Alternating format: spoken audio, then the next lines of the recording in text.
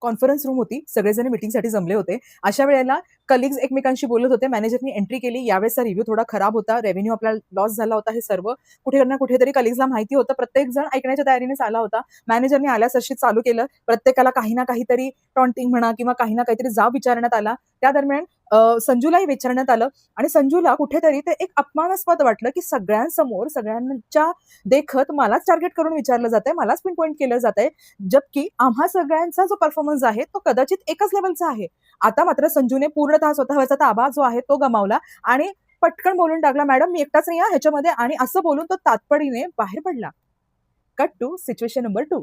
Meeting room, conference, revenue down सगळं काही सारखंच. प्रत्येकाला बोलण्यात आलं, टॉन्ट मारण्यात आले. परंतु यावेळेस संजूला पुन्हा एकदा पॉइंट आउट करण्यात आलं. परंतु संजूने मात्र प्रतिक्रिया देण्याच्या ऐवजी, रिएक्शन देण्याच्या ऐवजी रिस्पॉन्ड करण्याचं ठरवलं आणि म्हणाला, "मॅडम माझा जो डेटा आहे मागच्या महिन्याचा तो इतका-इतका आहे आणि आताचा इतका-इतका आहे. I can see the progress. मी इथून ते इथपर्यंत पोहोचलेलो आहे." म्हणजेच त्याने स्वतःचे डेटा पॉइंट्स मांडले.